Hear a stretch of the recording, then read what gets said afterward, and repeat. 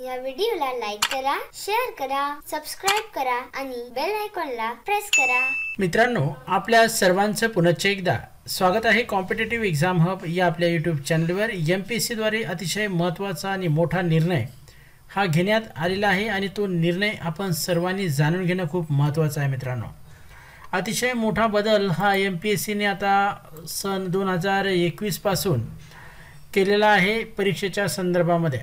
तर 30 डिसेंबर 2020 ची ही घोषणा आहे एमपीएससीची। महाराष्ट्र लोकसेवा आयोगामार्फत विभिन्न शासकीय पदांसाठी सुयोग्य उमेदवारांच्या शिफारशी संदर्भात राबविण्यात येणाऱ्या निवड प्रक्रियेमध्ये वेगळ्या करावयाच्या विविध सुधारणात्मक उपाययोजनांपैकी एक म्हणजे स्पर्धा परीक्षास बसणाऱ्या उमेदवारांचे प्रयत्न आणि संधीची संख्या मर्यादित करणे।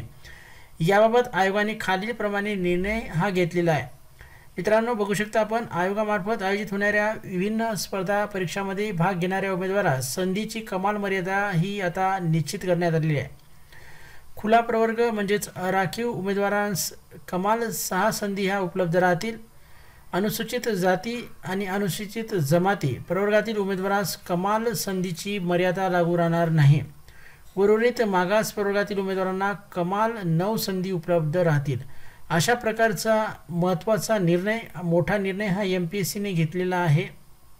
यामुळे विशिष्ट प्रवर्गातील उमेदवारांना चांगल्या संधी ह्या वेळोवेळी मिळणार आहेत, परंतु इतर प्रवर्गातील उमेदवारांवर या संधी निर्बंधित केलेल्या आहेत। त्यांच्यावर हा कुठेतरी अन्याय झाला आहे अशी ओरड ही इतर प्रवर्गातील उमेदवारांची आहे। त्याचबरोबर उमेदवारांची संधीची संख्या खाली नमूद केल्याप्रमाणे लागू राहणार आहे। उमेदवारांनी पूर्वपरीक्षेत भाग घेतल्यास ही संबंधित स्पर्धा परीक्षेची संधी समजली जाणार आहे। एखादा उमेदवार पूर्वपरीक्षेच्या कोणत्याही एका पेपरसाठी उपस्थित राहिल्यास त्याची ती संधी समजली जाईल। आणि तिसरं म्हणजे उमेदवार कोणत्याही कारणास्तव परीक्षेच्या कोणत्याही टप्प्यावर अपात्र ठरल्यास किंवा त्याची उमेदवारी रद्द झाल्यास तरीही त्याची परीक्षेस उपस्थित संधी गणली जाणार आहे। अशा प्रकारचा निर्णय हा एमपीएससीने घेतलेला आहे मित्रांनो, आणि तो आपल्या स्क्रीनवर आहे। परीक्षेच्या कमाल संधीबाबत आयोगास प्रस्तुत निर्णय सन 2021 मध्ये प्रसिद्ध होणाऱ्या जाहिरातीस अनुसरून आयोजित परीक्षापासून लागू करण्यात येईल।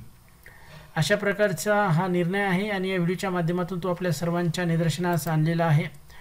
आता या निर्णयाच्या वर अनेक प्रकारच्या प्रतिक्रिया ह्या येत आहेत